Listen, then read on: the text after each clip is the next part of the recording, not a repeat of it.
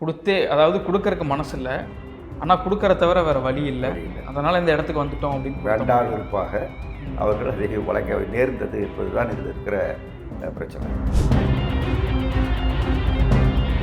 பல இடங்களில் இருந்து எங்களுக்கு கேள்விகள் வருகின்றன. நாங்களும் சங்கம் வைக்க வேண்டும் என்று இப்போதே சங்கம் வைக்க பயந்து கொண்டிருந்த பலர் இப்போது சங்கம் வைக்க வேண்டும் என்று கேட்க தொடங்கியிருக்கிறார்கள்.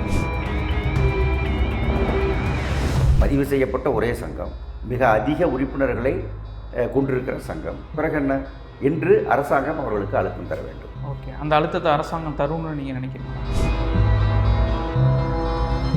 இப்போ இந்த சாம்சங் தொழிலாளியில் நாங்கள் சங்கம் வைக்கிற போது அங்கே ஒரு கம்யூனிஸ்ட் கிடையாது, ஒத்த கம்யூனிஸ்ட் கிடையாது. நாங்கள் ஜன்னல்பாடியில் கேட்டோமே, யாருப்பா இங்கே கம்யூனிஸ்ட் ஆதரவாளர்? யாரும் இல்லை.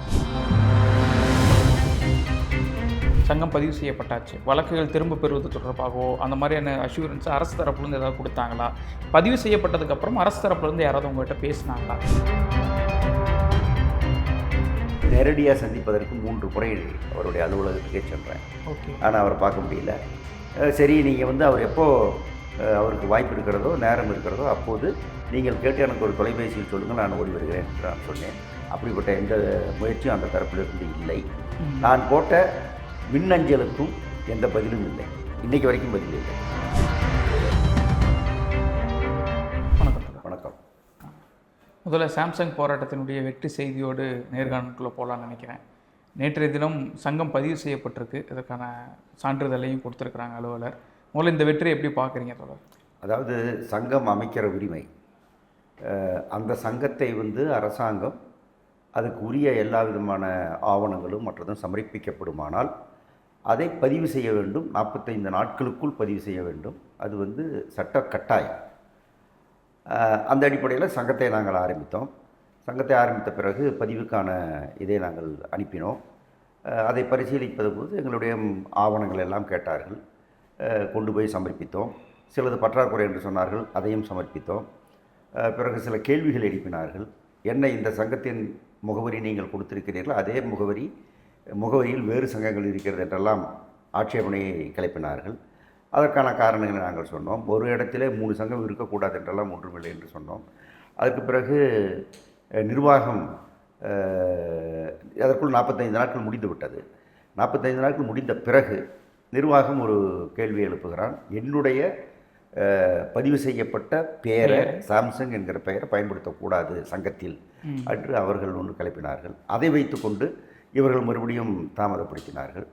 அதற்கான பதிலையும் நாங்கள் கொடுத்தோம். அப்படி எந்த விதமான இதுவும் கிடையாது, இந்த பெயரை பயன்படுத்தி சங்கம் வைக்கக்கூடாது என்று ஏற்கனவே சில வழக்குகள் தொடுக்கப்பட்டு அந்த வழக்குகளில் நீதிமன்றம் அதில் என்ன தவறு இருக்கிறது, பதிவு செய்யப்பட்ட ஒரு பெயரை அதே தொழில் செய்ய, அதே வர்த்தகம் செய்ய பயன்படுத்தினால்தான் தப்பு. இவங்க ஒன்றும் தொழிலும் செய்ய போகிறதில்ல, வர்த்தகமும் செய்ய போகிறதில்ல, இங்கே பணியாற்றுற தொழிலாளிகள் என்று அடையாளப்படுத்திக் கொள்கிறார்கள், அதில் தவறு இல்லை என்று தீர்ப்புகளும் வழங்கப்பட்டு விட்டன. அந்த தீர்ப்புகளை நாங்கள் சமர்ப்பித்து விட்டோம். அதற்கு பிறகும் இவங்க கொடுக்கலை. அப்போ நிர்வாகம் சங்கம் வருவதை விரும்பவில்லை, அரசாங்கமும் விரும்பவில்லை.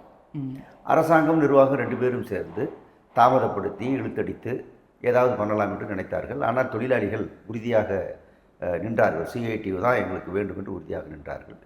ஒரு கட்டத்தில் வேறு வழியில்லாமல் வேலை நிறுத்தத்திற்கு நாங்கள் போக வேண்டியிருந்தது. என்ன காரணம் என்றால், உள்ளே இந்த சங்கத்திற்கு எதிராக பெரும் கெடுபிடிகளை அவர்கள் செய்தார்கள். அதில் ஒன்று உங்களுக்கு எதிராக வயலன்ஸ் உட்பட வரும் என்று அவர்கள் நேரடியாக மறைமுகமாக பல மிரட்டல்களை விடுத்தார்கள். ஒருவேளை அவர்களே இது போன்ற ஒரு வயலன்ஸை தூண்டி வன்முறையில் ஈடுபட்டீர்கள் என்று சொல்லி பழிவாங்கல் மற்றது அல்லது பழியை நம் மீது போடுது என்ற ஒரு ஏற்பாடு உட்பட இதற்குள் இருக்கிறது. சங்கம் வரக்கூடாதுன்னு என்ன வேணால் செய்வோம் அப்படின்னா அது ஏற்கனவே இது போன்ற அனுபவம் எங்களுக்கு இருக்கிறது. ஆகவே நாங்கள் என்ன பண்ணோம், உள்ளே இருப்பதை விட வெளியே இருப்பது தான் நல்லது. அதே மாதிரி இவருடைய தவறையும் நாம் போராடாமல் தீர்க்க முடியாது என்று ஸ்ட்ரைக் பண்ணி வெளியே வந்தோம். அந்த ஸ்ட்ரைக் 38 நாட்கள் நீடித்தது. இதற்கு இடையில் இந்த பதிவுக்காக இந்த வேலை நிறுத்தம் என்று பார்ப்பது மட்டுமே சரியல்ல. பதிவுங்கிறது சட்டப்படி எங்களுக்கு கிடைக்க வேண்டிய விஷயந்தான். அந்த பதிவை கொடுத்திருந்தால் தொழிலாளிகளுக்கு சரி பதிவு கிடைத்திருக்கிறது என்கிற ஒரு நிம்மதி கிடைத்திருக்கலாம். அதன் மூலம் இந்த போராட்டம் கூட முன்கூட்டியே முடிவுக்கு வந்திருக்கலாம். ஆனால் இதையெல்லாம் அரசு செய்ய தவறியதால் தான் இந்த போராட்டம் வந்தது, நீடித்தது. இதற்கிடையில் போலீஸை பயன்படுத்தி எல்லா விதமான அத்துமீறல்களையும், எங்கும் கூட்டம் நடத்தக்கூடாது, எங்கும் நீங்கள் நிற்கக்கூடாது, தனியார் இடங்களில் கூட நீங்கள் போராடுவதற்கு ஒன்றாக சேரக்கூடாது என்றெல்லாம் ஏகப்பட்ட கெடுபிடிகள், ஏகப்பட்ட மற்றதையெல்லாம் செய்தார்கள்.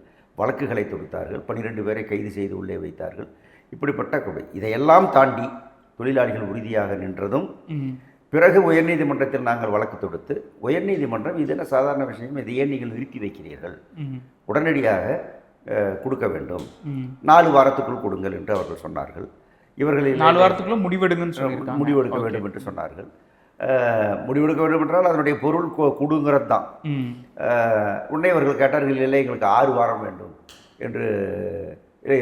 8 வாரம் கேட்டார்கள். பிறகு நீதிபதி 6 வாரத்திற்குள் நீங்கள் முடிவுக்கு வர வேண்டும் என்று கொடுத்து முடித்து விட்டார்.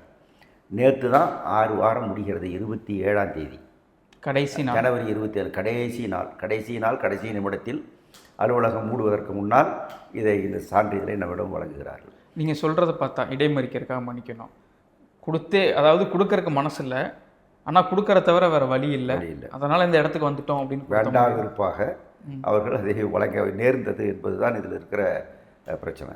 அதனால் இதில் அரசின் அணுகுமுறை மிக தவறு. அரசு தன்னுடைய தொழிற்கொள்கை, தொழிற்கொள்கை அறிவித்தா பத்தாது, தொழிலாளர் கொள்கை நீங்கள் அறிவிக்கணும். எந்த நிறுவனமாக இருந்தாலும், பன்னாட்டு நிறுவனமோ உள்நாட்டு நிறுவனமோ, இந்த மண்ணின் சட்டங்களை மதிக்க வேண்டும். சட்டங்கள் சாதாரண ஏழை எளிய உழைப்பாளி மக்களுக்கு வழங்கக்கூடிய உரிமைகளை, சட்டம் அவர்களுக்கு தர சொல்லுகிற மரியாதையை நீங்கள் வழங்கணும். வழங்க மறுத்தால் அரசு அனுமதிக்காது என்று உறுதியான அரசு நிலை எடுக்க வேண்டும். ஆனால் அப்படி ஒரு நிலையை இந்த விஷயத்தில் அரசு எடுக்கவில்லை என்பதுதான் ஒரு கடுமையான கண்டனத்துக்குரிய விஷயமாக இருக்கிறது. இன்னொன்று, நேற்று பதிவு சான்றிதழ் வந்ததுக்கப்புறம் தொழிலாளர்களுடைய அந்த வரவேற்பு எப்படி இருந்தது? நிறைய வீடியோஸ் நாங்கள் பார்த்தோம். அவங்க தங்களுடைய மகிழ்ச்சி எப்படி வெளிப்படுத்தினாங்க? அவங்க என்ன ஃபீல் பண்ணுறாங்க? அதாவது இது ஒரு பெரிய மகிழ்ச்சிக்குரிய விஷயம். காரணம், இது கிடைக்குமா கிடைக்காதா என்கிற ஒரு பெரிய கேள்வியை எழுப்பி தொழிலாளிகள் என்ன நடக்கும்ட்டு பார்க்க வைத்தது அரசாங்கம். நீதிமன்ற தீர்ப்பு வந்த பிறகும் 6 வாரம் ஏன் இன்னும் வரவில்லை என்று தொழிலாளிகளை இயங்க வைத்தது அரசாங்கம். இதன் காரணமாக அது கிடைத்தவுடன் தடுக்க பார்த்தார்கள், கொடுக்காமல் இருக்க பார்த்தார்கள். ஆனால் நாம் இறுதியில் வென்றுவிட்டோம் என்கிற ஒரு மிகப்பெரிய உற்சாகத்தை, ஒரு மிகப்பெரிய வெற்றி கழிப்பை அவர்களுக்கு அது கொடுத்தது. அது இயற்கை.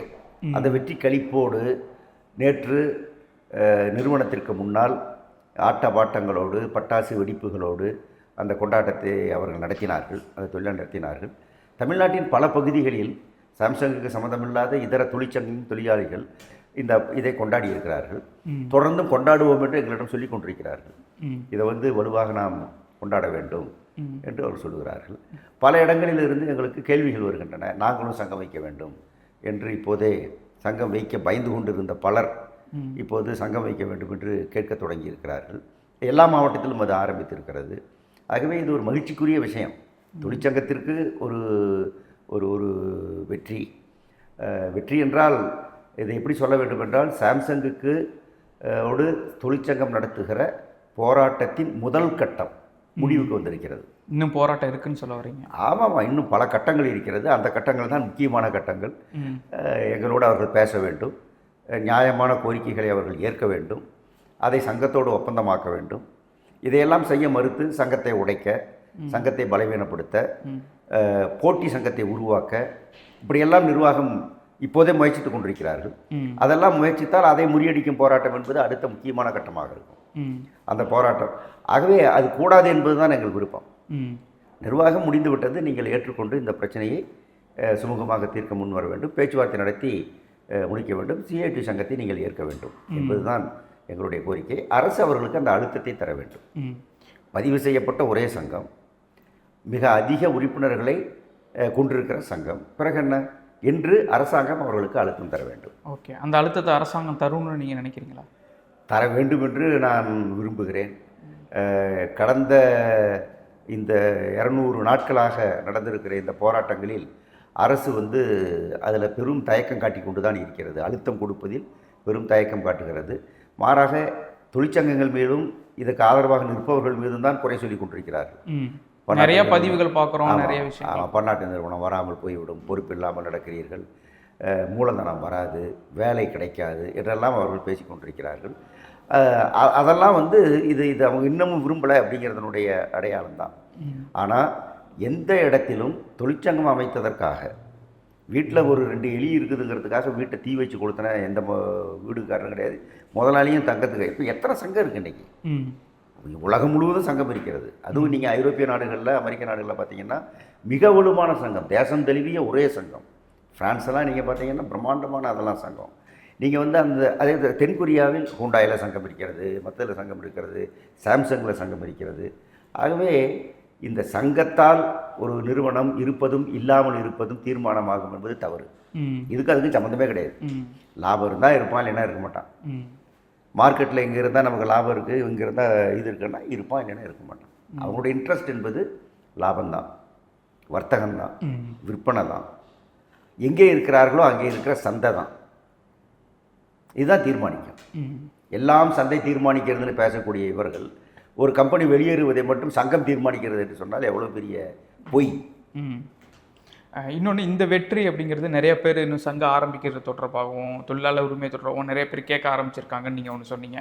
சங்கம் பதிவு செய்ய அந்த போராட்டங்கள் நடக்கும்போதுமே கூட என்ன ஒரு அச்சத்தை வெளிப்படுத்தினாங்க, அதாவது இதை எதிர்க்கக்கூடியவங்க என்ன அச்சத்தை வெளிப்படுத்தினாங்க அப்படின்னா, இந்த சங்கத்தை பதிவு பண்ணினா எல்லா இடங்களையும் சங்கம் கேட்க ஆரம்பிச்சிருவாங்க, எல்லா கம்பெனிலையும் அந்த சங்கம் கேட்கக்கூடிய ஒரு வாய்ஸ் வந்துடும், அது வந்து தொழில் முதலீட்டுக்கு ஆபத்தாகும் அப்படின்னு சொன்னாங்க.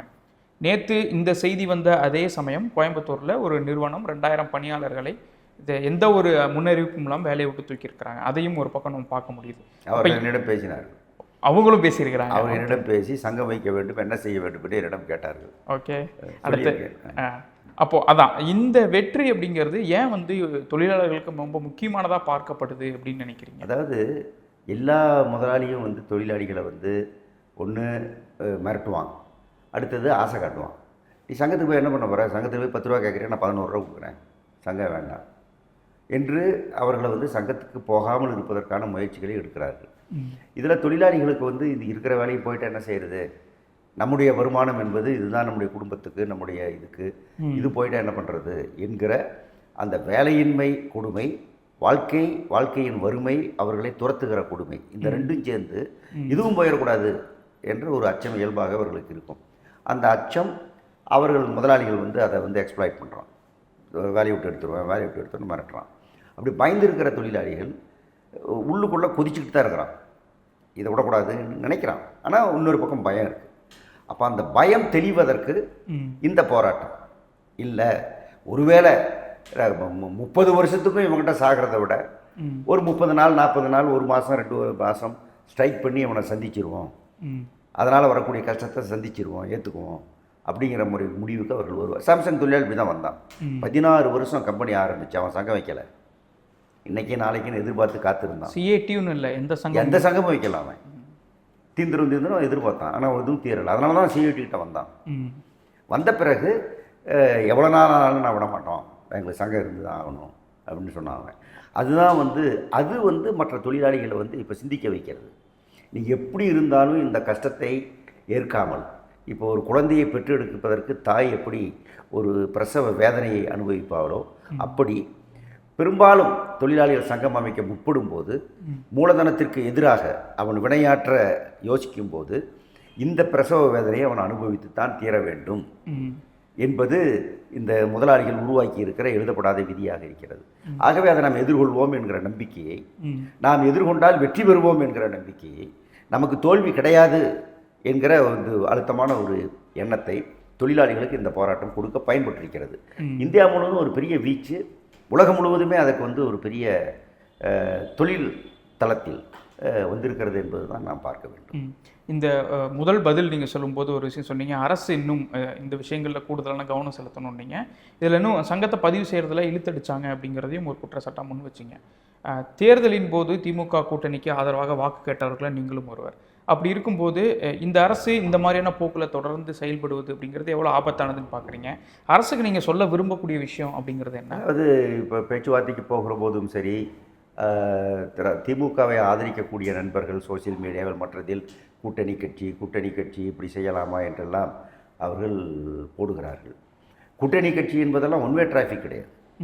கூட்டணி கட்சியாக நீங்கள் எங்களை மதிக்கிறதாக இருந்தால், கூட்டணிங்கிறது இல்லை, தேர்தலோடு அது முடிஞ்சு போகுது. தேர்தலுக்கு பிறகு நீங்கள் உங்கள் கொள்கையை நீங்கள் இது பண்ணுறீங்க, எங்கள் கொள்கையை பண்ணுறோம். எதில் நாம் இணைந்து போக முடிகிறதோ அதில் இணைந்து நாம் நிற்கிறோம். எத்தனையோ விஷயங்களில் போராடி கொண்டு தான் இருக்கிறோம். பட்டாவுக்கு போராடுகிறோம், நிலத்துக்கு போராடுகிறோம், இது போன்ற இந்த பிரச்சனைகள் நடக்கிறது. ஆகவே கூட்டணி என்பது நாங்கள் செயல்படாமல் இருக்க வேண்டும், நாங்கள் சட்டத்தின் உரிமையை கூட விட்டு தந்து இருக்க வேண்டும் என்பதற்கான இதாக பயன்படுத்துவதுக்கு நினைக்கிறது மிகப்பெரிய தப்பு. நீங்களும் கூட்டணி தானே, அப்புறம் கூட்டணி எங்களுக்கு நீ உதவி பண்ணலாம்ல. ஆகா கூட்டணி கட்சிப்பா, அவங்களுக்கு கேட்குறதெல்லாம் கொடுத்துருங்கப்பா அப்படின்னு நீங்கள் ஒன்றும் கொடுக்கலையே. ஆகவே கூட்டணி அல்ல இதில் பிரச்சனை. ரெண்டாவது, அன்றைக்கு நான் ஓட்டு கேட்டதில் நான் இப்பவும் வருத்தப்படலை. பிஜேபி இங்கே வந்துடக்கூடாதுங்கிற முறையில், பிஜேபியோடு இருக்கிற அதிமுக வந்துடக்கூடாதுங்கிற முறையில் அந்த முயற்சி எடுத்தோம். தமிழ்நாட்டில் அது மிகப்பெரிய வெற்றியாக அது முடிந்தது. இன்றைக்கும் அதில் எனக்கு வந்து ரொம்ப மகிழ்ச்சி தான். எனக்கு அதிலலாம் எந்த இதுவும் கிடையாது. ஆனால் அரசு தொழிலாளிகள் சாதாரண மக்கள், அவர்களுக்கு சட்டப்படி என்ன உண்டோ அதை பெற்றுத்தருவதிலே, அதை கொடுப்பதிலே, அதை மறுப்பவர்களை வந்து நீ செய்யக்கூடாது என்று அவர்களுக்கு அழுத்தம் தருவதிலே நடவடிக்கை எடுக்க தவறுவார்களே ஆனால் மக்கள் செல்வாக்கு போகும், மக்கள் நமக்கு அளித்த ஆதரவு போய்விடும். அவர்கள் வேறு இப்போ நீங்கள் டிரான்ஸ்போர்ட் தொழிலாளி கடுமையான கோபத்தில் இருக்கிறான், மின்வாரிய தொழிலாளி கோபத்தில் இருக்கிறான், சமீபத்தில் நிறைய போராட்டங்கள், ஐசிடிஎஸ் சத்துணவு போன்ற திட்டப்பணியாளர்கள் கடுமையான கோபத்தில் இருக்கிறார்கள். உள்ளாட்சி அமைப்பில் இருக்கிற தொழிலாளிகள், குறிப்பாக ஒப்பந்த தொழிலாளிகள் கடும் கோபத்தில் இருக்கிறார்கள். எங்களுக்கு உரியதை கூட தர மறுக்கிறீர்கள் என்று இருக்கிறார்கள். போக்குவரத்து மாதிரியதை வந்து தனியார் மயப்படுத்துவதற்கான நடவடிக்கை நீங்கள் எடுக்கிறத தொழிலாளிகள் வந்து அவங்க அவங்க அவங்க குடும்பத்தையே அழிக்கிறதாக அவர்கள் நினைக்கிறார். இப்போ இதெல்லாம் இந்த எண்ணம் என்பது அரசினுடைய இன்றைக்கு இருக்கிற இந்த செல்வாக்கை அது வந்து குறைத்து விடும் என்று அரசு பார்க்க வேண்டும். அந்த அக்கறை இங்கே வந்து உங்களுக்கு வந்து இருக்கணும். அதே நேரத்தில் இப்போ தொழிலாளிகள் வந்து சங்கம் வைக்கிறான், அல்லது தொழிலாளிகள் வந்து ஒரு கம்யூனிஸ்ட் கட்சிக்கு பின்னாடி நிற்கிறான் அப்படின்னு சொன்னால் அவன் என்ன எதிர்பார்க்குறான்? தொழிலாளி வர்க்கத்தினுடைய நலனை எந்த சூழ்நிலைமையிலும் இந்த கட்சி விட்டு கொடுக்காது, ஏனென்றால் இது உழைக்கும் மக்கள் கட்சி, விட்டு தராது என்ற நம்பிக்கையில் தான் அங்கே பின்னாடி இருக்கிறோம். அந்த நம்பிக்கை சிஐடி சங்கத்தை அமைக்கணும்னு வந்தவங்க கம்யூனிஸ்ட் கட்சியை சேர்ந்தவங்களா? இல்லை, அந்த மாதிரி இல்லை. ஆனால் சிஐடியில் இருக்கிற லீடர்ஷிப்பு மற்றது பெரும்பாலும் இருப்பவர் கம்யூனிஸ்ட்னு உனக்கு தெரியும். எங்கிருந்து அந்த உறுதி வருகிறது? விட்டுத்தராமல் இருக்கிற உறுதி எங்கே வருகிறது? அல்லது விலைக்கு வாங்க முதலாளி முற்படுகிற போது வேலையை போடுறான் என்று சொல்லக்கூடிய துணிவு எங்கிருந்து வருகிறது? இந்த சித்தாந்தத்திலிருந்து வருகிறது. இதையெல்லாம் அவர்கள் பார்க்கிறார்கள். தான் கம்யூனிஸ்டாக இல்லாவிட்டாலும் தனக்கு பொறுப்பாக இருக்கக்கூடியவன் கம்யூனிஸ்டாக இருக்க வேண்டும், ஏனென்றால் அவன் தான் நேர்மையாக எனக்கு விஷயத்தை முடித்து கொடுப்பான் என்று அவன் நினைக்கிறான். நாங்கள் அவன் நீ கம்யூனிஸ்ட் ஆகும்னு நாங்கள் கேட்குறோம், ஆகிறது ஆகாத அவன் விருப்பம். எத்தனையோ பேர் வேறு கட்சிகளிலிருந்து பல ஆயிரக்கணக்கான பேர் கம்யூனிஸ்டர்களாக மாறி இருக்கிறார்கள். ஆகவே அந்த நிகழ்ச்சிங்கிறது அது தனியாக அது நடக்கும். ஆனால் இன்றைக்கி கம்யூனிஸ்ட் அல்லாத சாதாரணமாக இருக்கக்கூடிய இப்போ இந்த சாம்சங் தொழிலாளியில் நாங்கள் வந்து சங்கம் வைக்கிற போது அங்கே ஒரு கம்யூனிஸ்ட் கிடையாது, ஒத்த கம்யூனிஸ்ட் கிடையாது. நாங்கள் ஜன்னல்பாடியில் கேட்டோமே, யாருப்பா இங்கே வந்து கம்யூனிஸ்ட் ஆதரவாளர்? யாரும் இல்லை. நான் இவருக்கு ஆதரவாளர், அவருக்கு ஆதரவாளர், இந்த கட்சிக்கு ஆதரவாளர், எந்த கட்சியிலையும் கிடையாது, எல்லா கட்சியும் மோசம், அரசியல் சாக்கடை, இப்படி தான் அந்த இளைஞர்கள் பேசினார்கள். நீங்கள் மாணவர்களாக இருக்கிற போது இதே மாதிரி போராடி தெருவில் நின்றவனை நீங்கள் என்ன நினச்சிங்க நான் கேட்டேன் அவங்களை ஜன்னல்பாடியில். அவங்க சொன்னாங்க, இவனுக்கு இதே வேலையாக போச்சுடா அந்த கம்யூனிஸ்ட்காரங்க நாங்கள் நினச்சோம், இப்போ என்ன நினைக்கிற? வாழ்க்கை வேறு சார். இது வந்து பாடம், வாழ்க்கை பாடம். இந்த பாடத்தை வந்து ஒவ்வொரு போராட்டத்தின் போதும் ஒவ்வொரு தொழிலாளியும் உணர்வான். இப்போ சாம்சங் தொழிலாளி உணர்ந்துருக்கான். இப்போ நூற்றுக்கணக்கான கிராமங்களில் கம்யூனிஸ்டினுடைய சிந்தனை, கம்யூனிஸ்டினுடைய இதுதான் நமக்கு உதவும் என்கிற எண்ணம் ஒன்றோ இரண்டோ பேருடைய மனதில் விதைக்கப்பட்டிருக்கிறது. அது அது அது அந்த அது தனி. ஆனால் எல்லோரும் நம்புவது என்னென்னா இதைத்தான், கம்யூனிஸ்ட் அவன் காட்டி கொடுக்க மாட்டான்பா, அவன் காசுக்கு விலைக்கு போக மாட்டான்பா, போலீஸு கிளீஸு வச்சு அடித்தா கொண்டா கூட அவன் வந்து எதிர்த்து நிற்பான்ப்பா, நமக்காக நிற்பான் அப்படிங்கிற அந்த நம்பிக்கை தான் அவர்கள் எந்த கட்சியாக இருந்தாலும் எங்களை நோக்கி வர வைக்கிறது. ஏராளமான திமுக கட்சிக்காரர்களே எங்கள் சங்கத்தில் இருக்காங்க. எப்படி வர்றாங்க அவங்க? திமுக தொழிற்சங்கத்தில் இல்லாமல் கம்யூனிஸ்ட், ஆமாம், கம்யூனிஸ்ட் தொழிற்சங்கத்துக்கு வராங்க. ஒருவேளை சும்மா பேருக்கு அங்கே சண்டை கூட கொடுத்து வைப்பாங்க, ஆனால் இதுதான் எங்கள் பொழப்பை காப்பாற்றும் என்று அவர்கள் வருகிறார். இந்த நம்பிக்கைக்கு எந்த காரணத்தை முன்னிட்டும் கடுகளவு சேதமும் உண்டாக்குவதற்கு நாங்கள் சம்மதிக்க மாட்டோம். இவர்கள் நலன் காப்பதில் நாங்கள் சமரசம் செய்ய மாட்டோம். இந்த இடத்துல தான் ஒரு கேள்வி வருது. இது என்னென்னா, இப்படி வந்து நமக்காக நம்மளை நம்பி ஒருத்தங்க வராங்க, அவங்களுக்காக நம்ம போராடுறோம் அப்படிங்கிற இடத்துல இது ஓட்டுகளாக மாறலைன்னு என்னைக்காவது கவலைப்பட்டிருக்கீங்களா? கவலைப்பட்டிருக்கேன். இது ஓட்டுகளாக மாறலை, அத்தனையும் அப்படியே ஓட்டுகளாக மாறினா அதனுடைய நிலைமை வேறையாக இருக்கும் அப்படின்னு. ஓட்டுகளாக மாறலைங்கிறதுக்கான காரணம் ஒரு இப்போ இந்த மாதிரி இப்போ கூட்டு மற்றது என்று நாம் வந்து வைக்கிற போது கூட்டணி கட்சிக்கு நான் ஏன் ஓட்டு போடணும் அப்படின்னு நினைக்கிறாங்க. இவங்க போன தடவை சரியா இல்லை, அவங்களோட நீ ஏன் கூட்டு சந்தைன்னு சிலர் நினைக்கிறாங்க. கூட்டணி பெரும் பங்கு வகிக்குது அதில். கூட்டணி பெரும் பங்கு வகிக்கிறது, ஆனால் அது கட்டாயம். நான் அதை வந்து இது சொல்லலை. பட் அதை புரிந்து கொள்வதிலே சாதாரணமானவர்களுக்கு டக்குன்னு கண்ணில் படுறதை மட்டும் அவங்க வந்து பார்க்குறாங்க. தன்னுடைய உடனடி நலன், உடனடி ஒரு ஆதாயம் கிடைக்கலன்னு உடனே இது எல்லாமே தப்பு என்று பார்ப்பது தப்பு. அப்படி அதை கற்றுக் கொடுக்கணும், அவங்களுக்கு சொல்லிக் கொடுக்கணும். அவங்களுக்கு அதில் எங்களுக்கு சொல்லிக் கொடுக்க தெரியலையா அல்லது சொல்லிக் கொடுக்க நம்ம தோற்று போய்ட்டு வாங்குறது அது வேறு. ஆனால் இந்த தொழிலாளர்கள் எந்த கம்யூனிஸ்டை நம்பி சங்கத்துக்கோ மற்றதற்கோ அவர்கள் வருகிறார்களோ அதே கம்யூனிஸ்டை அவர்கள் தேர்தலில் தேர்ந்தெடுப்பதும் அவர்களுக்கு அருகிலே அதிகாரத்தை கொடுப்பதும் அவர்களுக்கு உத்தரவாதமான மாறுதலை தரும். அவர்களுக்கு தேவையான மாடல் இடதுசாரிகளிடம்தான் இருக்கிறது. இந்த சாம்சங் போராட்டத்தை பொறுத்த வரைக்கும் இது வரைக்கும் 12 பேர் மேலே வழக்கு போட்டிருக்கிறதெல்லாம் சொன்னீங்க. சங்கம் பதிவு செய்யப்பட்டாச்சு. வழக்குகள் திரும்ப பெறுவது தொடர்பாகவோ அந்த மாதிரியான அஷூரன்ஸ் அரசு தரப்புலேருந்து ஏதாவது கொடுத்தாங்களா? பதிவு செய்யப்பட்டதுக்கப்புறம் அரசு தரப்புலேருந்து யாராவது உங்கள்கிட்ட பேசினாங்களா? அதாவது பதிவு செய்யப்பட்ட இது பதிவு செய்கிறதுக்கு நேத்தான பதிவு செய்யப்பட்டது, அதனால் யாரும் பேசலை. நான் வந்து இவர் தொழிலாளர் அமைச்சரிடம் நான் ஃபோன் பண்ணி எங்களுக்கு மகிழ்ச்சின்னு நான் சொன்னேன். இல்லை நான் கொடுக்க சொல்லியிருக்கேன்னு அவர் சொன்னார். அதிகாரிகள் வந்து ஃபோன் பண்ணி சொன்னாங்க. அது நடந்தது. பேச்சுவார்த்தை நடக்கிற போது இறுதியில் கையெழுத்து போடுறதுக்கு முன்னாடி நான் வந்து 2 வாக்குறுதி கேட்டேன். ஒன்று வந்து இந்த வழக்கு என்ன தீர்ப்போ அந்த தீர்ப்புப்படி செயல்படலாம் நீங்கள் சொல்லியிருக்கீங்க. வழக்கு எங்களுக்கு சாதகமாக வந்தால் நீங்கள் அப்பீலுக்கு போகக்கூடாது. ஏன்னா சட்டப்படி எங்கள் பக்கம் தான் நியாயம் இருக்குது. ஒருவேளை ஏதோ காரணத்தினால தீர்ப்பு எங்களுக்கு எதிராக போச்சுன்னா அதை எடுத்து நாங்கள் அப்பீலுக்கு போவோம், நீங்கள் போகக்கூடாது. அரசு தரப்புக்கிட்ட சொன்னார். இல்லை கட்டாயமாக நாங்கள் போக மாட்டோம், தீர்ப்பு வந்து அதுக்கு எதிராக நாங்கள் போக மாட்டோம்னு அமைச்சர் வேலு அவர்கள் ஒரு வாக்குறுதி கொடுத்தாரு. 2வது வாக்குறுதி, இந்த வழக்குகள் எஃப்ஐஆர்லாம் நீங்கள் வந்து திரும்ப பெறணும், ஏன்னா போராட்டத்தை முடிவு கொண்டு வந்துட்டோன்னு சொன்னபோது நான் நிச்சயமாக முதல்வரோடு பேசி உங்களுடைய எல்லா எஃப்ஐஆர்களையும் வழக்குகளையும் நான் திரும்ப பெறுகிறேன் என்று அவர் வந்து எல்லா முயற்சியும் நான் எடுக்கிறேன், திரும்ப பெறுகிறோம் என்று வாக்குறுதி கொடுத்திருக்கிறார். பேச்சுவார்த்தையில், எழுத்துப்பூர்வமாக இல்லை.